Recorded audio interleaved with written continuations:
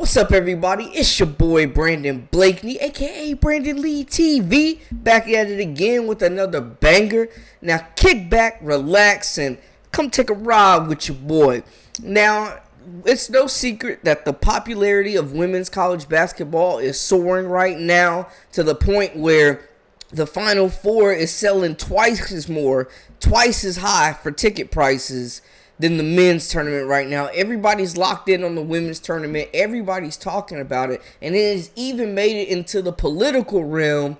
And the man, the myth, the whatever you want to call him, Jason Whitlock, sports reporter, political commentator, came out and made some very, very direct and harsh comments towards Don Staley in South Carolina. And also talked about some potential racism towards Iowa and Caitlin Clark. Interesting, right? But before we get into all that, make sure y'all hit that subscribe button for all the latest and the greatest, and join our memberships. We got that exclusive content coming daily, weekly, whenever you need it. Now, let's get into it. You are now locked into the Live with Brandon Blakeney podcast. Here is your host, Brandon Blakeney. Stars like Caitlin Clark, Angel Reese, Don Staley have become the faces of women's college basketball, and they are put on a pedestal, but they are also talked about by many different outlets, including right here on the Live with Brandon Blakeney podcast. But this was a bit interesting here from Jason Whitlock, who's never really talked much about women's basketball before.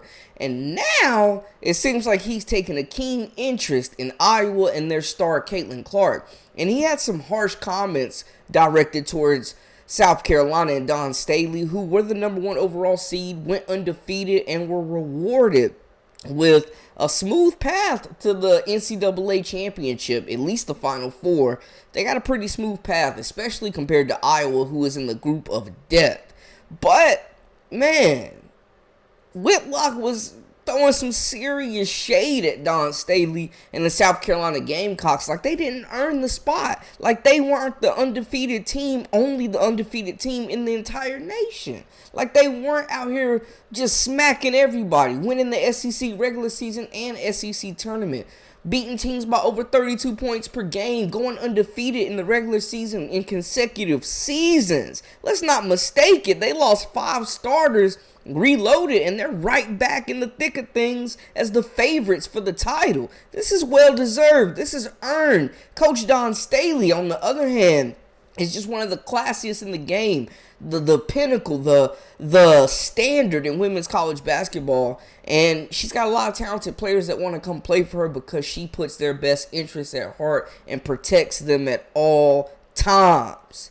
But for some reason, Staley catches all types of shade and nonsense thrown her way. But I guess, if you don't have haters, you ain't doing something right, as the saying goes. And Whitlock's comments was some hate. That's equity. No one outside of South Carolina, outside of Columbia, South Carolina, really cares about Don Staley. There are people that in the media that fake like, oh, she's their queen and she's the great. But ain't nobody tuning in for Don Staley and that rough, physical, uncoached style of basketball that South Carolina plays. But that's who the establishment wants. Now, if you are watching women's college basketball at all, you definitely care about South Carolina. They're the best team in the nation. They're dominating. And even if you want to see them lose, you still tuning in. You definitely care. And this is a program that has fans nationwide, that have pros nationwide, that have fans of their own. I mean, this Gamecock thing, they have one of the biggest and most loyal fan bases in women's college basketball, in sports, period, to be honest. I mean, y'all seen it. We talk a lot about South Carolina here. We get a lot of comments and a lot of fans from Gamecock Nation and people who aren't fans of the Gamecocks, but just showing love and appreciation for Dawn and the way that she's elevated the women's game as a player as well as a coach now. Coach of the year. She's doing a lot of great things for the sport, man, and she's become one of the faces, the most popular coach, and she's doing interviews everywhere. Everybody wants a piece of Don Staley, including Jason Whitlock. Now, we previewed the brackets in my last video, but we know that South Carolina has an easier path. Typically, the number one overall seed does, because a lot of the top teams aren't going to be able to be paired in that bracket, a la UCLA and LSU being in Iowa's bracket. Yeah, it's the group of death. Iowa got lucky, though, to be a 1 seed, to be honest. They had some ups and downs this season. They didn't play particularly well against ranked competition. They didn't have to beat Indiana or Ohio State to capture the Big Ten, but that's no knock on them. You can only play who's on your schedule. Caitlin Clark is sensational. We put out a video on my last video talking about their tournament path and how they can get to a championship. We've had my guy Nick Cousin on, our Iowa insider, so we've shown a lot of love and appreciation. And Caitlin Clark is sensational, and she's done a great job of elevating the game as well. We don't have to separate and divide to conquer here. We can appreciate both sides. But to say that racism was involved in these brackets is ridiculous. And it's a disservice to the NCAA selection committee as well as the sport in general, in my opinion. They demonstrate their anti-racism by being racist against white people. That's what DEI does. That's how Iowa received the toughest draw in the tournament. The well-intentioned selection committee bent over backwards, proving it did not favor Clark and Iowa. It did that by punishing Clark and Iowa. See how that works? See how DEI works?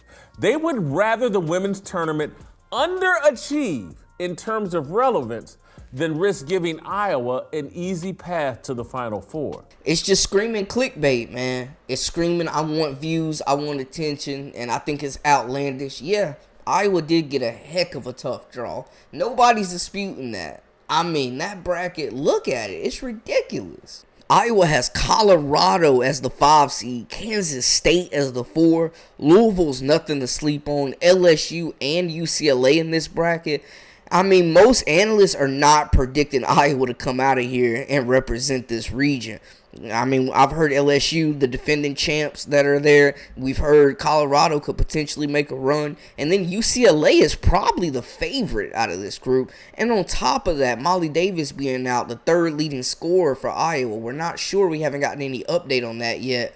What could be happening with that? So Iowa has an uphill battle. They have a climb. And go check out my last video with Nick talking about the bracket and getting a more in-depth breakdown in that video of their path. Because, I mean, it's tough. Even that second round matchup potentially with Kansas State could cause some problems for Iowa as well, man. They have a tough bracket. We're not disputing that. But to say that the NCAA is showing racism against Caitlin Clark and favoriting South Carolina, bro, South Carolina was the number 1 overall seed. They're going to have an easier path. Iowa clinched their number 1 seed on the last game of the season when they beat Nebraska for the Big Ten title. What are we really doing here, man? This type of talk and nonsense has nothing to do with basketball and the marvelous, magnificent product that these players are putting on display. And they've been rewarded with their own deal. ESPN is broadcasting the women's tournament. Like, there's so much good basketball to be played, but we keep getting nonsense that is overshadowing what the main thing is. And that's the court, the basketball, the star power. This is arguably the most anticipated. It's going to be the highest rated and the most talent, NCAA tournament-wise we've seen in quite some time. I mean, it's going to be a movie. The storylines are writing themselves. Louisville possibly going up against LSU. Haley Van Lith going back and facing her old squad. We could get a final championship matchup, an NCAA title rematch between Iowa and LSU. Caitlin Clark and Angel Reese getting back on the court again. And the crazy thing is, people keep trying to pit these players and these programs against each other, and they have nothing but respect for one another. There's been nothing but respect coming from Angel Reese talking about Caitlin Clark, even congratulated her after she broke the all-time scoring record. So did Don Staley. They've shown love to Caitlin Clark, and Clark has shown respect and love to South Carolina as who they beat in the Final Four last season, as well as LSU who beat them. She admitted they got outplayed. They got beat. You strap them up, you give it your best go. I think Caitlin Clark should be commended for even getting Iowa to the championship, and that's no disrespect. But let's be honest, some of these other teams are just a lot more talented. Caitlin Clark shows that one player can truly take over and carry a team and carry a state, carry a program on her back. This is not a video to bash any of these players or these programs. It's to unite everybody and lift the game up the way that these players have been doing and these coaches have been doing. It's been nothing but respect between these programs, but it's a lot of outside speculation from people that don't even watch the games, that aren't even hip to what's really going on, that are using these mega platforms to spread all this false nonsense, man. And it's getting old. It's getting old. It's getting tired, man. And I'm just shaking my head at it. But typical Whitlock fashion, man. If you're familiar with any of his work, then you're accustomed to this outlandish, barbaric behavior and these just statements with no type of substance that are coming out. Let's keep the main thing. Keep playing basketball. But let me know what y'all think in the comments and how y'all feel about the situation. Holler at your boy. I think it's just kind of ridiculous. I think we're in for a great tournament. Nobody's disputing that Iowa has a heck of an uphill battle. We know that. But, hey, you still got to play the games. And for what it's worth, I do think Iowa comes out of that region. But I do like LSU in a matchup against them. I'm not going to lie, but I'm not going to bet against Caitlin Clark and this supporting cast. Hannah Stolke, Sydney Falter, Gabby Marshall, because Big Marshall. It's March, baby. She Marshall. They got a good team. They're playing great basketball. They've adjusted. They didn't do a lot of damage in the transfer portal, and they pretty much reloaded with what they had, and they earned that 1 seed fair and square. Now they got to go out there and defend that runner-up title, play ball, and try to win a bracket. I know what, though. They get through this region, they will be the most battle-tested team in the tournament so far, and it'll only make them stronger. But I can't wait, man. Games are getting started this week, and it's about to go down. So we'll see what's what, and we'll keep y'all posted on everything with the latest and the greatest. But let me know how y'all feel in the comments. Holler at your boy. Let me know what y'all think about these comments and how the game's moving forward. Did Iowa get done wrong? Y'all holler at me. Let me know.